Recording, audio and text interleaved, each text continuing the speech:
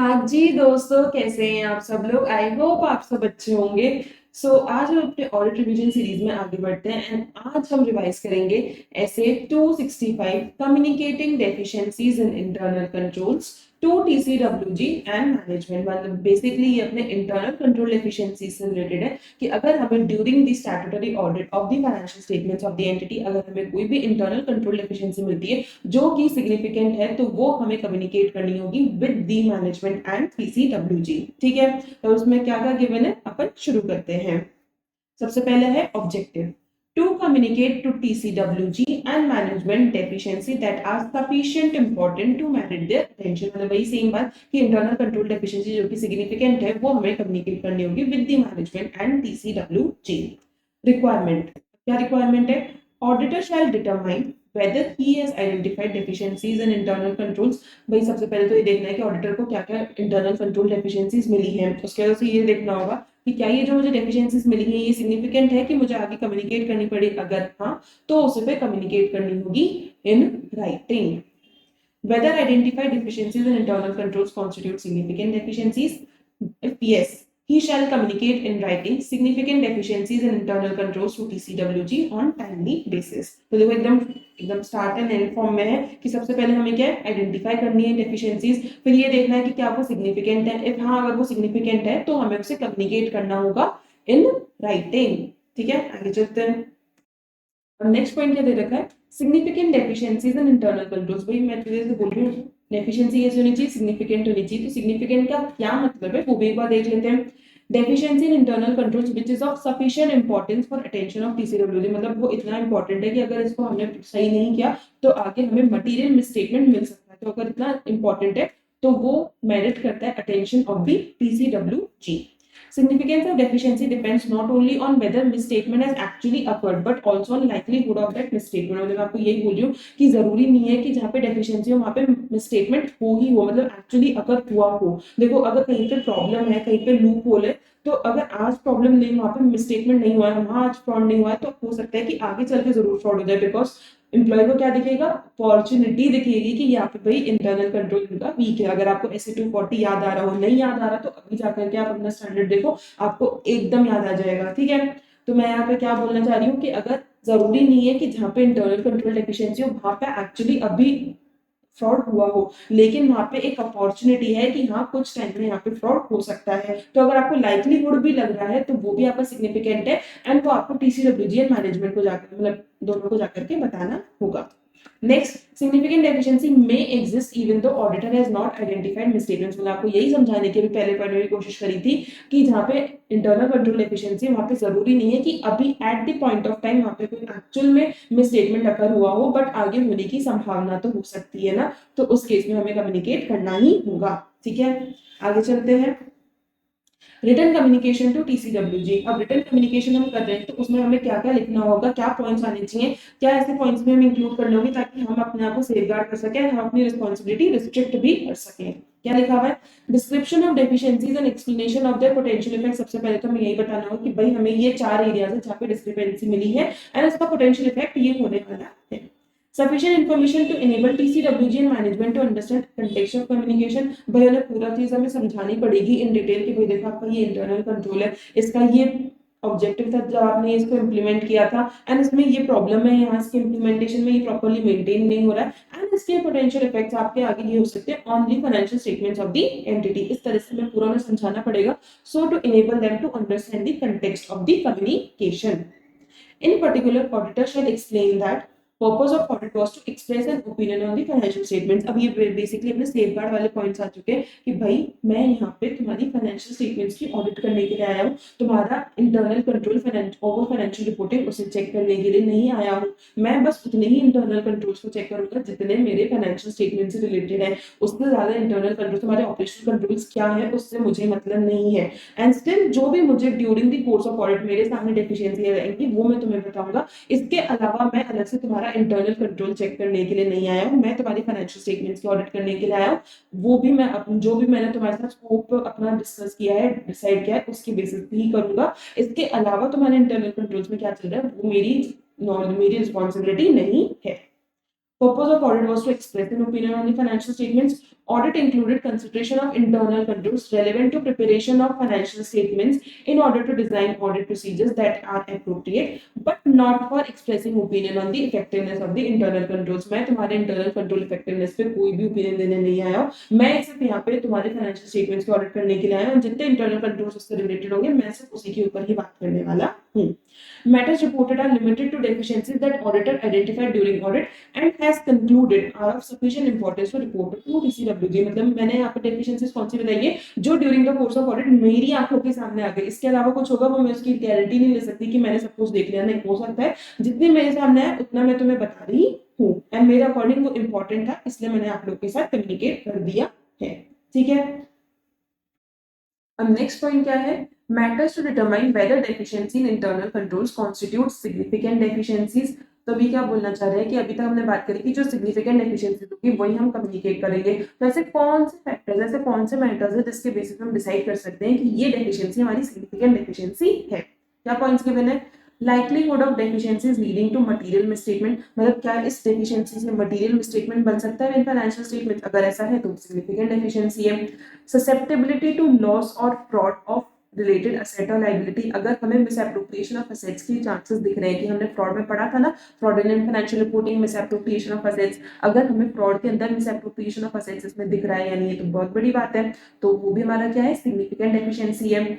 Financial statements amounts exposed to deficiencies. भाई हमारे financial statements के फिगर्स इस डेफिशिएंसी की वजह से प्रॉब्लम में आ रहे हैं, उस वजह से वो हिल रहे हैं, उनके फिगर्स कोई बड़ा अमाउंट उन्हें फ्लक्चुएट कर रहा है, अगर इस तरह का है तो वो भी सिग्निफिकेंट डेफिशिएंसी है. Volume of activity that has occurred in ABC exposed to deficiencies. अगर हमारे जो एबीसी क्या है? हमारे account balances and classes of transactions. मैं इसे यहाँ लिख देती हूँ, account balance classes of transactions.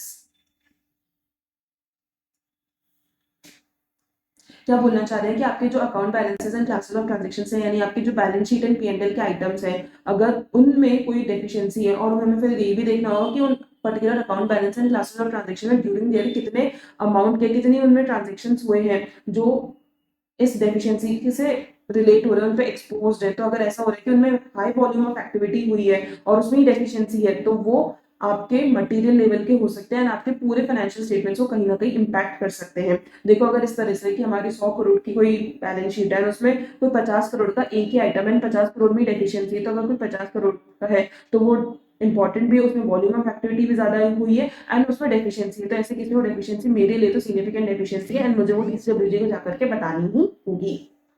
Interaction of deficiencies with other deficiencies in internal controls. मतलब ऐसा होता है ना कि एक जगह प्रॉब्लम है, दूसरी जगह कोई इससे रिलेटेड प्रॉब्लम तो नहीं है. अगर इस तरह का हो रहा है कि एक जगह प्रॉब्लम है, इससे रिलेटेड प्रॉब्लम यहाँ पर है, इससे रिलेटेड प्रॉब्लम वहाँ पर है, तो अगर इस तरह से इंटरेक्शन हो रहा है डेफिशिएंसीज का तो वो भी सिग्निफिकेंट डेफिशिएंसी बन रही है. बिकॉज अगर हम सारे पॉइंट्स को करेक्ट करेंगे तो वो हमारे मटेरियल अमाउंट्स को इफेक्ट कर रही है, तो उस केस में भी हमें जाकर के TCWG के साथ कम्युनिकेट करना होगा. Importance of controls to financial reporting process. अगर कंट्रोल्स में डेफिशिएंसी है तो हमें पहले ये देखना होगा कि वो कंट्रोल हमारे लिए कितना इंपॉर्टेंट है इन आर फाइनेंशियल रिपोर्टिंग. अगर वो कंट्रोल इंपॉर्टेंट होगा तो उसका कंट्रोल के अंदर में जो डेफिशिएंसी है वो भी इंपॉर्टेंट होगा. जैसे कि general monitoring controls such as oversight of management. अगर मॉनिटरिंग कंट्रोल में प्रॉब्लम है यानी मॉनिटरिंग कंट्रोल में प्रॉब्लम कैसे हो सकती है? हमारा मैनेजमेंट ही ढीला है, तो वो जाकर हमें TCWG को बताना होगा. Controls over prevention detection of fraud. अगर भाई हम फ्रॉड को मैनेजमेंट ही उसे प्रिवेंट नहीं कर पा रहा, डिटेक्ट नहीं कर पा रहा है, तो फिर तो क्या ही बात है. क्योंकि सबसे पहले हमने यही पढ़ा था कि primary responsibility management and TCWG की होती है. अगर उनका ही कंट्रोल खराब है तो ये तो पूरा ऑडिटर पे आ गया कि वही फाइंड आउट करे. भाई ऐसे नहीं होता है, सबसे पहले रिस्पॉन्सिबिलिटी उनकी है. अगर उनकी कंट्रोल में प्रॉब्लम है तो वो हमें जाकर TCWG को बताना होगा ताकि वो उसे सही करवा सकें.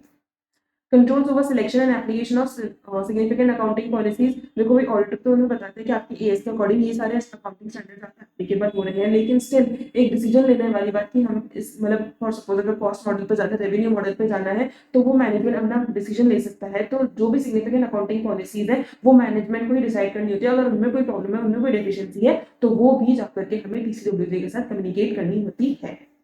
Controls over significant transaction with related parties. अगर भाई जो हमारे रिलेटेड पार्टी के साथ ट्रांजैक्शंस हो रहे हैं, जनरली वो तो आर्म्स लेंथ प्राइस पे होने चाहिए, लेकिन अगर वो ऊपर नीचे हो रहे हैं, मैनेजमेंट अपने हिसाब से ही प्राइस डिटरमाइन कर रहे हैं ऐसे ट्रांजैक्शन पे, तो वो भी हमें जाकर के TCWG को बताने होंगे. बिकॉज हो सकता है TCWG को पता ही नहीं हो कि हमारे साथ इतनी सारी रिलेटेड पार्टीज है और उनके साथ other than arms length price पे ही ट्रांजैक्शंस हो रहे हैं. Controls over significant transaction outside entities normal course of business. भाई देखो वैसे तो जो भी ट्रांजैक्शन होनी चाहिए वो एंटिटी के बिजनेस के अकॉर्डिंग होनी चाहिए, लेकिन अगर हमने outside the normal course of business आकर के कोई ट्रांजैक्शन करे हैं तो वो भी हमें जाकर के टीसीडब्ल्यूजी को बताने होंगे, कि हो सकता है कि टीसीडब्ल्यूजी को पता ही नहीं हो कि ऐसे ट्रांजैक्शन हो रहे हैं, उन्होंने इसके अप्रूवल दी नहीं हो, तो हमें जाकर के बताने की जरूरत होती है।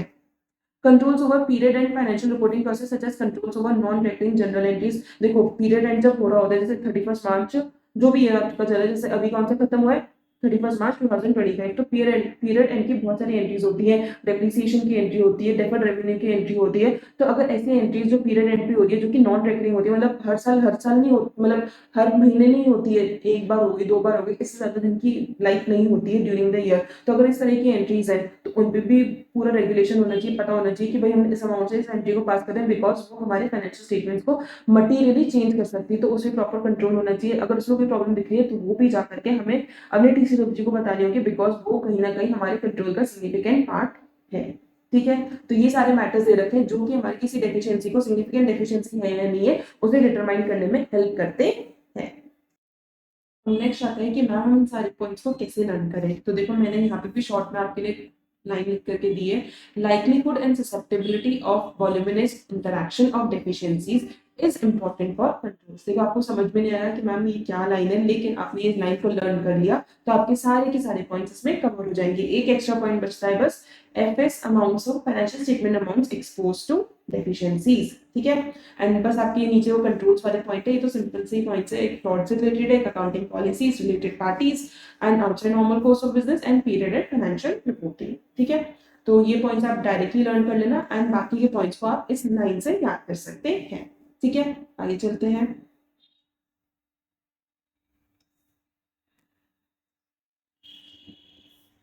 अब अपने पास क्या गिवन है, इंडिकेटर्स ऑफ सिग्निफिकेंट डेफिशिएंसीज। मतलब अब क्या ऐसे इंडिकेटर्स हो सकते हैं जिससे हमें लगे कि हाँ ये डेफिशिएंसी हमारी सिग्निफिकेंट डेफिशिएंसी है। देखो ऊपर क्या था, वो तो मैटर्स थे जिससे हमें लगे कि ये डेफिशिएंसी हमारी सिग्निफिकेंट डेफिशिएंसीज है। ये इंडिकेशंस है जो कि हमें बताएंगे कि हाँ यहाँ पे सिग्निफिकेंट डेफिशिएंसी है, इस एरिया में सिग्निफिकेंट डेफिशिएंसी है। क्या, evidence of ineffective aspects of control environment. देखो कंट्रोल एनवायरनमेंट होता है जिसके अंदर पूरी एंटिटी प्रॉपर्ली वर्क करती है, उन्हें पता होता है कि पहले ये प्रोसीजर होगा, ये प्रोसीजर होगा, ये अप्रूवल लगेगा and then finally we can have the work done. तो अगर हमें इस तरह का कंट्रोल एनवायरनमेंट में कोई प्रॉब्लम है तो उसमें क्या पॉइंट्स हो सकते हैं, किन एरियाज में हमें लगे कि वो जो कंट्रोल एनवायरनमेंट है वो इनइफेक्टिव हो रहा है। Identification of management fraud whether और not material not prevented by entities internal control. भाई अगर कोई छोटा मोटा इसलिए लेकिन मैनेजमेंट फ्रॉड सामने आया है जैसे इंटरनल कंट्रोल से आइडेंटिफाई नहीं किया, प्रिवेंट नहीं किया, तो वो हमारे लिए सिग्निफिकेंट है, बिकॉज हो सकता है आज छोटा किया कल बड़ा फ्रॉड कर दें। Management failure to implement remedial action on deficiencies previously communicated. अगर पिछली ऑडिट में ऑडिटर ने कुछ उन्हें डेफिशिएंसीज कम्युनिकेट करी थी और मैनेजमेंट ने उनका कोई भी रेजोल्यूशन नहीं किया, तो ऐसे केस में हो सकता है कि मैनेजमेंट नहीं चाहती कि रिजॉल्व हो ताकि वो खुद से कुछ फ्रॉड कर सके, तो वो भी हमें देखना पड़ेगा। अगर रेजोल्यूशन नहीं हुआ है तो नहीं, क्यों नहीं हुआ है, एंड वो एक एरिया बनता है of the significant deficiency. Absence of RAP within entity where such process would expected to have been established। देखो RAP होना ही चाहिए खुद का एंटिटी का भी। देखो ऑडिटर आके करेगा वो तो ठीक है, लेकिन मैनेजमेंट को भी टाइम टू टाइम, एंटिटी को टाइम टू टाइम खुद का एक आरएपी करना चाहिए, रिस्क असेसमेंट प्रोसीजर, ताकि उनको पता चल सके कि हमारा कोई रिस्क प्रोन एरिया तो नहीं है। और अगर इस तरह का कोई भी प्रोसीजर नहीं है तो यानी एंटिटी चेक ही नहीं कर रही है खुद पे कि भाई हमारा काम सही से प्रॉपर्ली चल रहा है कि नहीं चल रहा है, कोई रिस्क प्रोन एरिया तो नहीं है। अगर इस तरह का है तो वो बहुत सारी चीजें अपनी मिस आउट कर रहे हैं जो कि आगे चल के बहुत एक बड़े रूप में उनके सामने आ सकती है, तो ये एक सिग्निफिकेंट डेफिशिएंसी का पार्ट बनता है। Evidence of ineffective RAP such as management's failure to identify whom auditor would expect entities RAP to have been identified। वही सेम पॉइंट है ये भी। Evidence of ineffective response to identified risk। अगर risk कोई identify हुआ है लेकिन उसमें कोई रिस्पॉन्स ही नहीं है कि भाई हमें फाइनेंशियल स्टेटमेंट लेवल पे क्या रिस्पॉन्स देना है, असर्शन लेवल पे क्या रिस्पॉन्स इसका देना है, किस तरह से हम इसको मिटिगेट कर सकते हैं, अगर इस तरह का कुछ भी नहीं है तो वो भी सिग्निफिकेंट डेफिशिएंसी का, बिकॉज देखो रिस्क आइडेंटिफाई करके ही सब कुछ नहीं चलता, उसको रिस्पॉन्स भी करना होता है, उसको उसके लिए अप्रोप्रिएट एक्शन भी लेने होते हैं।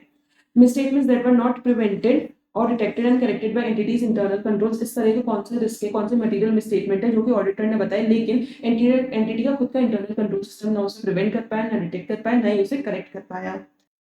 नेक्स्ट पॉइंट क्या है, disclosure of material misstatement due to error और fraud as prior period items in current years P&L। मतलब अगर हमारे सामने कोई इस तरह के मटेरियल मिसस्टेटमेंट्स आए हैं, भली फ्रॉड के थ्रू, एरर के थ्रू, लेकिन ये प्रायर पीरियड से रिलेटेड है, भाई प्रायर पीरियड में पकड़ में नहीं आएगा कि जो करंट ईयर के P&L को इम्पैक्ट कर रहे हैं। अगर इस तरह के एरिया, तो हमें कहीं ना कहीं शक होना चाहिए कि यार हमारे इंटरनल कंट्रोल सिस्टम में कहीं ना कहीं तो प्रॉब्लम है, तो उसे हमें चेक करना पड़ेगा। एंड ये एरिया बनता है हमारा सिग्निफिकेंट डेफिशिएंसी का। लास्ट पॉइंट क्या है, evidence of management's inability to oversee preparation of financial statement. देखो फाइनेंशियल स्टेटमेंट बनाने की रिस्पांसिबिलिटी किसकी होती है, मैनेजमेंट ने, DCWG की होती है, एंड उसे चेक करने की रिस्पांसिबिलिटी ऑडिटर की होती है। लेकिन अगर उन्होंने बना ही नहीं रहे उसे properly as per the AS, as per the schedule, वो बना ही नहीं रहे हैं, तो ये क्या एरिया दिखा रहा है कि भाई हमारा मैनेजमेंट प्रॉपर्ली काम नहीं कर रहा है, जो कि एरिया बनता है हमारा सिग्निफिकेंट डेफिशिएंसी का। ठीक है, नेक्स्ट आता है कि मैम हम इन पॉइंट्स को कैसे याद करें। तो मैंने इसका भी यहाँ पे शॉर्ट आपको बना के दिया है। रिस्क के हैं पॉइंट सारे अपने, इनइफेक्टिव RAP के, उसे प्रिवेंट डिटेक्ट नहीं किया जा रहा है, इनइफेक्टिव रिस्पॉन्स है, मटेरियल मिसस्टेटमेंट प्रायर पीरियड के आइटम्स में आ रहा है, हमारा कंट्रोल एनवायरनमेंट इनइफेक्टिव है। अब कंट्रोल एनवायरनमेंट में आगे 3 पॉइंट्स आते हैं, मैनेजमेंट फ्रॉड है, रेमेडियल एक्शन नहीं लिया जा रहा है, सिग्निफिकेंट एफिशिएंसी जो पिछले उसमें प्रीवियसली कम्युनिकेट हुए थे, उनका एंटिटी का खुद का कोई भी RAP सिस्टम नहीं है, तो ये भी कंट्रोल एनवायरनमेंट का इनइफेक्टिव है। तो इस तरह से करके आपके सारे पॉइंट्स कवर होते हैं। बस एक पॉइंट आपका बच जाएगा, वो है evidence of management's inability to oversee preparation of the financial statements, जो कि आप अलग से देख सकते हो। अदरवाइज आपके सारे पॉइंट्स इस शॉर्टकट से कवर होते हैं। ठीक है, आगे चलते हैं। Factors to determine level of detail for communication, मतलब कि भाई आपका जो कम्युनिकेशन वो कितना डिटेल्ड होना चाहिए, कहाँ पे आपको सारी इन डिटेल आपको बताना चाहिए, कहाँ पे आप शॉर्ट में बता दोगे तो भी चल जाएगा। कौन से फैक्टर्स है जो आपकी detail of level of communication को डिटरमाइन करते हैं। सबसे पहला, nature of entity. Communication required for public interest entity may be different from that of non public interest entity. मतलब अगर कोई लिस्टेड कंपनी है तो उसमें तो पब्लिक एट लार्ज उसकी स्टेक होल्डर्स होंगे, तो उस केस में अगर कोई भी छोटी सी प्रॉब्लम है जो कि सिग्निफिकेंट डेफिशिएंसी है, वो हमें इन डिटेल ही कम्युनिकेट करनी होगी with the TCWG। Size and complexity of entity. Information required for complex entity may be different from that of entity operating simple business. अगर कोई कॉम्प्लेक्स है तो उस केस में हमें प्रॉपर इन डिटेल बनाना होगा, सिंपल होगा तो हम छोटे में भी बताएंगे तो भी हो जाएगा।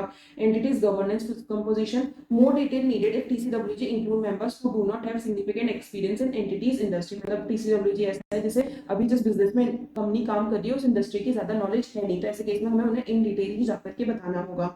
Legal or regulatory requirement regarding communication or specific types of deficiencies in internal controls। अगर कोई लीगल एंड रेगुलेटरी से रिलेटेड है एंड कोई ऐसा कोई पॉइंट है, ऐसा कोई कंप्लाइंस है जिससे अगर हमने कंप्लाई प्रॉपर्ली नहीं किया तो हैवी पेनल्टी में आ सकता है, तो उसे हमें इन डिटेल ही जाकर के TCWG के साथ कम्युनिकेट करना होगा।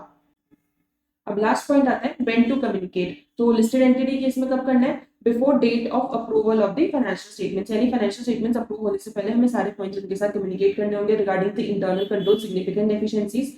अदर एंटिटी केस में, यानी other than listed entity, before assembly of audit file. मतलब यहाँ पे क्या बोल रहे हैं कि एक जगह तो फाइनेंशियल स्टेटमेंट्स अप्रूव होने से पहले ही आपको हमें सारी चीजें कम्युनिकेट करनी होगी, लेकिन दूसरे में क्या है कि ऑडिट फाइल को पूरा करने से पहले भी आप कर सकते हो। देखो दोनों में फर्क क्या हुआ, मैं आपको थोड़ा सा समझाती हूँ।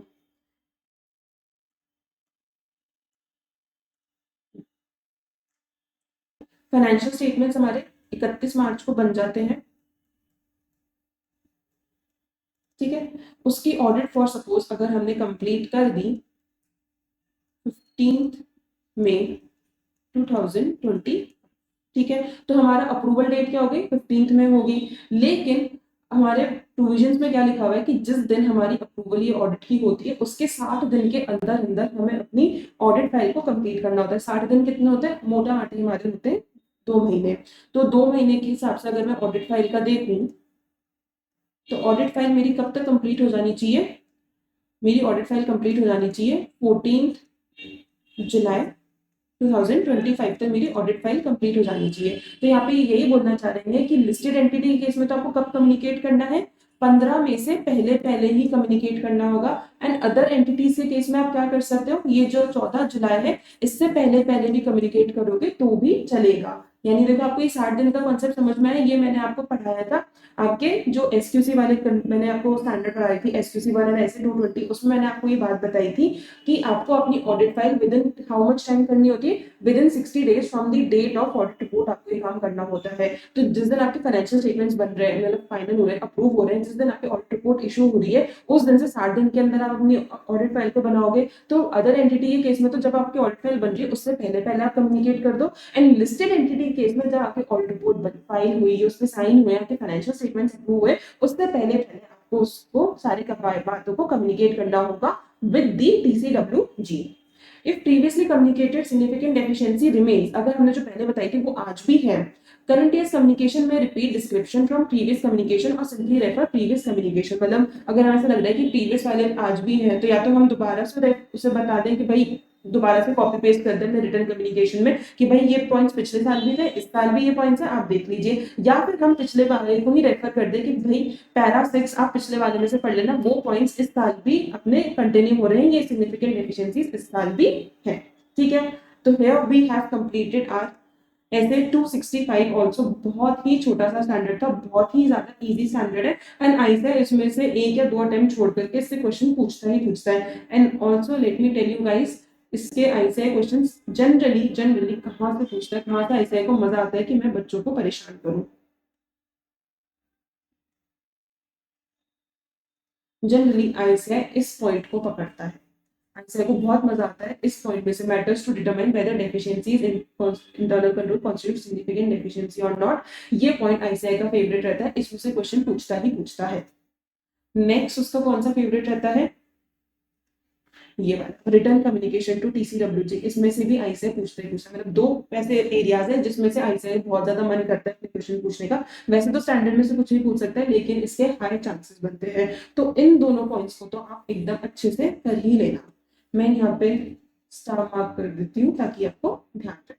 ठीक है, so here we have completed our whole revision, and I hope आपको अच्छे से समझ में आया होगा। आप अभी इस स्टैंडर्ड को 5 से 10 मिनट लगा करके, एक पेज का स्टैंडर्ड है, 5 से 10 मिनट से ज्यादा नहीं लगेगा, लगा करके इसको पूरा अच्छे से पक्का कर लीजिए ताकि ये लॉन्ग टाइम के लिए रिटेन हो सके। आपको बिल्कुल भी कंटेंट को लेकर चिंता करने की जरूरत नहीं है कि हमने कम पढ़ा है ज्यादा पढ़ा है, इसमें आपने पूरा एप्रोप्रिएटली पूरा का पूरा पढ़ा है। इसमें आपका पूरा मॉड्यूल कवर है, आपके ऑडिटिंग प्रोनाउंसमेंट कवर है, आपके जो भी एमटीपी आरटीपी क्वेश्चन से रिलेटेड था वो भी सब कुछ इसमें कवर्ड है, कुछ भी छोड़ा नहीं गया है। तो आप एकदम रेस्ट एश्योर रहिए, इस पीडीएफ को डाउनलोड करें, आराम से ये रिवीजन वीडियो को प्ले करें, एंड आराम से आप एक बार आधे घंटे में इसको पूरा करके खत्म कर दीजिए, एंड खुद से फिर 5 से 10 मिनट लगा करके अपने पूरे स्टैंडर्ड को पक्का कर लीजिए। ठीक है, आई होप आप मेरी बात को मानोगे एंड इसी तरह से अपनी पढ़ाई को आप आगे कंटिन्यू करते रहोगे। टिल देन मैं आप लोगों से विदा लेती हूँ, जल्दी नए वीडियो के साथ मिलूंगी। आप अपनी पढ़ाई ऐसी अच्छे से करते रहिए, खुशी खुशी पढ़ते रहिए। So here is C Nandi Gupta signing of.